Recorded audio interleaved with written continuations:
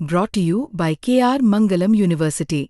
We provide you the platform to turn your dreams into reality. Give wings to your aspirations with KR Mangalam University.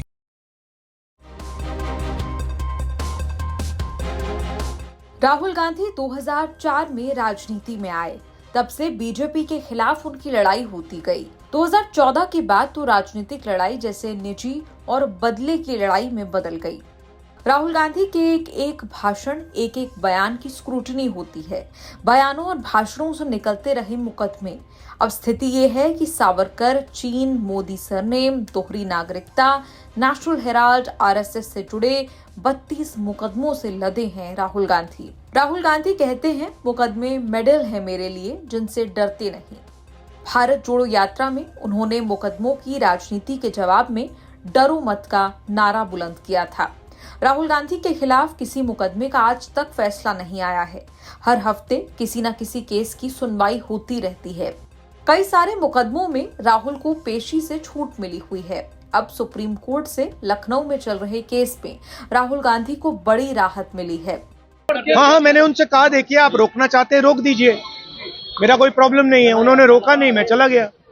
तो वो तो case तो लगाए हैं, 30-32 case है मेरे ऊपर। इलेक्शन है सर, जवाब मिलेगा। मेडल है ये सब मेरे। विनायक दामोदर सावरकर पर दिए भाषणों को लेकर राहुल गांधी ढेर सारे मुकदमों का सामना कर रहे हैं। लखनऊ कोर्ट ने राहुल गांधी को समन यानी कोर्ट में पेशी का हुक्म दिया था। राहुल ने समन के खिलाफ सुप्रीम कोर्ट में अपील की, मांग की कि याचिका में लखनऊ के लोअर कोर्ट से जारी समन और कार्यवाही रद्द की जाए।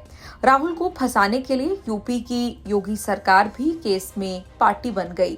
हलफनामा देकर कोर्ट से कहा कि शिकायतकर्ता नृपेंद्र पांडे की शिकायत बिल्कुल सही है। राहुल गांधी के कार्य समाज में नफरत और दुश्मनी फैलाने के इरादे से किए गए थे। राहुल के खिलाफ समन और कार्यवाही रद्द नहीं की जानी चाहिए। 2022 में भारत जोड़ो यात्रा के दौरान महाराष्ट्र में राहुल ने विनायक दामोदर सावरकर पर बयान दिया था। राहुल ने सावरकर को अंग्रेजों का नौकर बताया था। दावा किया था कि सावरकर अंग्रेजों से पेंशन लेते थे। राहुल के बयान के बाद खूब घमासान मचा था। पुणे, ठाणे, लखनऊ समेत कई कोर्ट में राहुल के खिलाफ केस हुए। लखनऊ कोर्ट में राहुल को समन कर दिया, लेकिन वो पेश नहीं हुए। उन्होंने समन को सुप्रीम कोर्ट में चुनौती दी। 25 अप्रैल को सुप्रीम कोर्ट ने राहुल को बड़ी राहत देते हुए आपराधिक कार्यवाही और समन पर रोक लगाने का अंतरिम आदेश दिया था। तब कोर्ट ने कहा था कि राहुल गांधी की टिप्पणी गैर जिम्मेदाराना है। आजादी के सेनानियों का उपहास नहीं किया जा सकता। फिर ऐसा हुआ तो कोर्ट खुद संज्ञान लेगा। राहुल ने आगे ऐसा कोई विवादित बयान तो नहीं दिया, लेकिन किसी बयान पर माफी भी नहीं मांगी। राहुल गांधी सोचता है मेरा नाम सावरकर नहीं है, मेरा नाम गांधी है। गांधी किसी से माफी नहीं मांगता। अब फिर सुप्रीम कोर्ट में यूपी सरकार ने हलफनामा देकर राहुल को फंसाने की कोशिश की। सुनवाई हुई तो कोर्ट ने समन या कार्यवाही रद्द करने या जारी रखने पर कोई फैसला नहीं किया। जस्टिस दीपांकर दत्ता और जस्टिस ऑगस्टीन जॉर्ज मसीह की बेंच ने अगले 4 हफ्ते के लिए सुनवाई टाल दी तो समन पर लगी रोक बरकरार रह गई। फिलहाल राहुल गांधी के लिए ये बड़ी राहत है। जब तक सुप्रीम कोर्ट कोई फैसला नहीं सुनाता, लखनऊ में राहुल के खिलाफ कोई एक्शन नहीं हो सकता। राहुल के खिलाफ चल रहे 32 केस में से एक ही केस में फैसला आया। सबसे बड़ी सजा मोदी सरनेम केस में हुई। 2023 में सूरत कोर्ट ने दोषी मानते हुए 2 साल की सजा सुनाई थी, जिससे राहुल गांधी की संसद सदस्यता चली गई थी। राहुल को लोअर कोर्ट से लेकर हाई कोर्ट तक राहत नहीं मिली। सुप्रीम कोर्ट ने सजा पर स्टे लगाया, तब जाकर राहुल गांधी संसद में वापसी कर पाए। तब सुप्रीम कोर्ट ने राहुल के बयान को गुड टेस्ट में नहीं मानते हुए पब्लिक लाइफ में सतर्क रहने के लिए कहा था। प्रियंका गांधी का आरोप रहा है कि राहुल गांधी की इमेज खराब करने के लिए मुकदमे किए जाते हैं। ये कोई सवाल है? इतने समय से राजनीति में रहे हैं राहुल जी, तो मेरे ख्याल से अब 20 सालों से। और देखिए राहुल,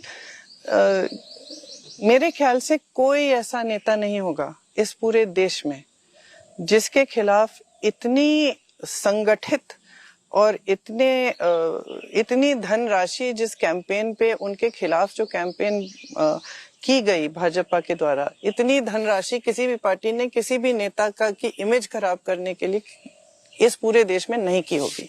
राहुल जी को मीडिया से लेकर भाजपा के नेता से लेकर सब ने, इन्होंने इतना आक्रमण किया राहुल जी पे और इतने अपशब्द बोले और इतनी गलत गलत धारणाएं फैलाई इनके बारे में, फिर भी राहुल जी खड़े रहे, फिर भी राहुल जी की इतनी हिम्मत है कि झुकते नहीं हैं, डरते नहीं हैं। इन्होंने घर से निकाला, संसद से निकाला, इन्होंने तमाम मुकदमे लगाए, एक गुजरात में, एक महाराष्ट्र में, कहीं ताकि दौड़े रहे मुकदमों में हाजिर होने के लिए, लेकिन राहुल जी झुके नहीं, डरते नहीं हैं और पूरा देश आज समझ रहा है कि ये आदमी सच बोलेगा, कभी नहीं डरेगा, कभी नहीं झुकेगा। 2014 में सरकार बदलने के बाद राहुल गांधी पर मुकदमों की चोट शुरू हुई। 2014 से 2024 तक 20 से ज्यादा मुकदमे दर्ज हुए। 2014 से 2017 के बीच आपराधिक मानहानि समेत 3 मुकदमे आरएसएस पर दिए बयानों के लिए दर्ज कराए गए। 2018 में बीजेपी नेताओं के खिलाफ बोलने पर मुकदमे दर्ज हुए। 2019 में मोदी सरनेम को लेकर दिए गए बयान पर 5 मुकदमे गुजरात, पटना से लेकर रांची तक दर्ज किए। उसी साल अमित शाह पर हत्या का आरोप लगाने पर केस दर्ज हुआ। 2021 में 3 नए केस दर्ज हुए। 2022 में कॉपीराइट उल्लंघन को लेकर केस दर्ज हुआ। फिर सावरकर को लेकर दिए बयानों पर ताबड़तोड़ केस हुए। 2024 में राहुल पर 4 नए केस लगाए गए। संसद में बीजेपी सांसद प्रताप सारंगी के साथ मारपीट को लेकर दर्ज हुआ केस सबसे लेटेस्ट है। कोर्ट कचहरी के इस एपिसोड पर आपकी क्या राय है? कमेंट्स में लिखकर बताएं।